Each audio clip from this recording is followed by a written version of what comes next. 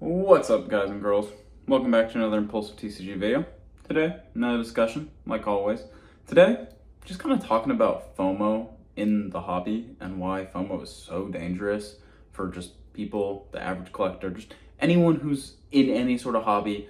FOMO is so dangerous, and it feels like it is in full force currently with this current boom and market cycle that's going on with Pokemon. So I just wanted to kind of talk about it today, kind of give my opinions on what I feel about FOMO and why you should probably try and avoid FOMO. But yeah, I just kind of want to talk about that today, so let's go ahead and jump into it. So the first thing I wanted to talk about is where do you normally see FOMO currently in this current market? And there's quite a few spots you'll see FOMO kind of creep up into this sphere. And one of the most prominent ways is not just people going in, oh, I gotta get the new set on release, because it's FOMO. But if somebody's able to find a release and find sets at release for MSRP, it's not the end of the world. Now, if they're not necessarily super excited about the set, but they're just I have to get it because I have to get it, that's definitely FOMO. But if people are getting good deals, I kind of get it. It's still FOMO, but I feel like the FOMO I've been seeing a lot of is people that are I have to open this now or buy this now because it'll go up in price next week. It's super dangerous to think like that. One, you're just gambling if you are just oh, I'm gonna open it as soon as I get it. That's just straight up gambling. That is so dangerous to think about, is that people are I have to open a Surging Sparks box because it's gonna go back up. So if I want to open one, I have to do it now.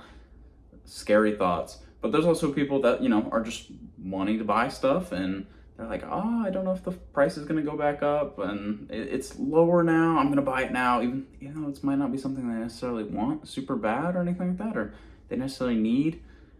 It's scary stuff we're seeing right now in the Pokemon community. And I think with booster boxes and how packs and prices, everything's been going up, it has caused a lot of FOMO and fear of people missing out on either an investment or an opportunity to be able to gamble or do something at a reasonable price. All this has kind of spun out in the past, 6 to 8 months. So yeah, real quick, if you are enjoying the video, I know I'm interrupting it, but if you do enjoy it, if you could like and subscribe or join the Discord, help out a ton. But yeah, back to the video. And something a lot of people don't realize is FOMO is a cycle.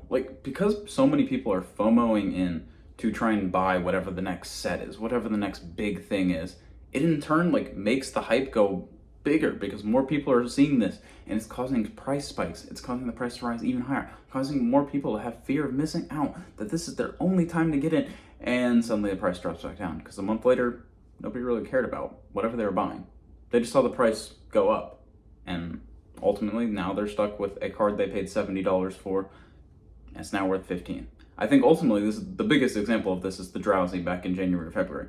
That was a straight up market manipulation pump and dump where somebody bought, or a group of people bought a ton of them. It spiked all the way up to $70, $80. The PSA 10 was going for $800, $900, $1,000. The card is worth $15 now in a near mint. That is absolutely insane to see. And if you bought it at $70 and you're well, I'll just hold it does that card ever get up to $70 again in the next 3 years? Probably not. Maybe you hold it for 10 years. Yeah, maybe then it's $70 again. But even then, $70 for one illustration rare is quite a lot. Most illustration rares can't command that sort of price. Drowsy's not the most hyped card of all time. It's not a super popular character. It's not Charizard or any of these other kind of super popular characters. And people are going to be stuck holding that for years. So a lot of times they're just going to sell it, which also perpetuates the cycle of it now going back down, because now people have fear of missing out in the opposite direction of, oh, I don't think I'm ever going to see my money back, and they're going to sell in fear that they're going to be stuck holding the bag, so they're just going to sell as it comes down, driving the price back down. It's happened several times. Obviously, the Drowsy is the most pronounced example, but definitely happens more than I think people realize, and I think people need to understand why their brains react to that sort of stimulation that they have to buy something right then and there for fear of missing out, that it's never going to go back down. And FOMO can honestly affect your actual collecting ability and your love for collecting certain Pokemon cards. If you're suddenly collecting, for me, I'm collecting trainer cards. If you're collecting something like a master set of Destined Rivals, and you suddenly saw the new Mega Evolution stuff that came out, and you're oh my gosh, this just got announced, it's coming out, and you're FOMOing in on pre-orders and things like that, I have to get this, it looks so cool, my friends are all talking about this, and suddenly the thing that you were actually enjoying, the Destined Rivals, the Surging Sparks, suddenly those don't matter to you because the Mega Evolutions does, and that's fine. If Mega Evolutions is truly what you're passionate about, you can switch it. But now, let's say 2 months later, Mega Evolutions has come and gone. Nobody's talking about it. Nobody cares. And the thing you cared about was Destined Rivals. But you spent all your money on Mega Evolutions, and nobody cares about Mega Evolutions anymore. And you cared about Destined Rivals. That affects your collectability. That affects your ability to finish that Destined Rivals Master Set that you always wanted. Maybe you quit the hobby because you're like, well, I just put all this money into Mega Evolutions. I really only cared about Destined Rivals. That was the set that was super cool. Team Rocket. I love Team Rocket. I love Gen 1. Now you're not interested in collecting anymore because you spend all your money. You can't collect the thing that actually interests you. It's a dangerous cycle, and it's dangerous for somebody to engage with.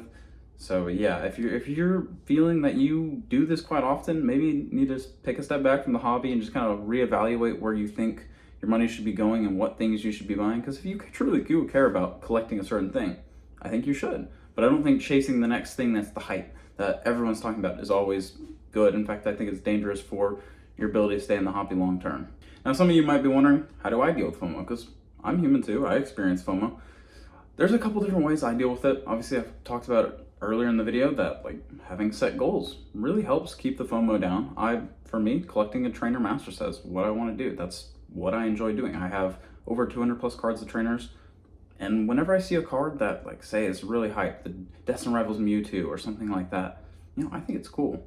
But if I had the choice between that or trainer, I would choose the trainer.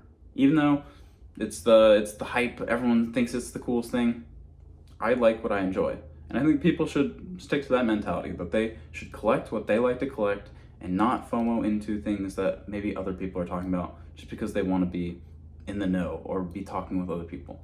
And I think that's a good way for people to approach it. That's what I do personally to approach making sure I don't overspend budgets or that I don't get FOMO'd into certain things. So if you're looking to take an approach to make sure you don't do it, I would definitely just try and set a goal for yourself of what you're wanting to collect, set a budget, make sure that you're spending responsibly, and then you can kind of collect what you want to collect that falls within those goals. So that's what I personally do for making sure I don't FOMO into things. To wrap it all up, obviously that's FOMO for you. Everyone's going to experience it. They're going to experience different ways, things that they want to do, things they don't want to do, things they want to buy, things they don't want to buy. Everyone's going to experience FOMO. It's how you deal with it. Make sure it doesn't run your collection or hobby. Is everything full of FOMO? Collect what you want to collect, enjoy what you want to enjoy, and I think you'll have a good time spending time in the Pokemon community, collection, doing everything you actually want to do. Don't let FOMO ruin your ability to have fun. But yeah, overall, that's pretty much everything. Like I said earlier, if you liked the video, you could like it or subscribe. It would help me out a ton. But yeah, that's about it for today. Check you out. Thank you.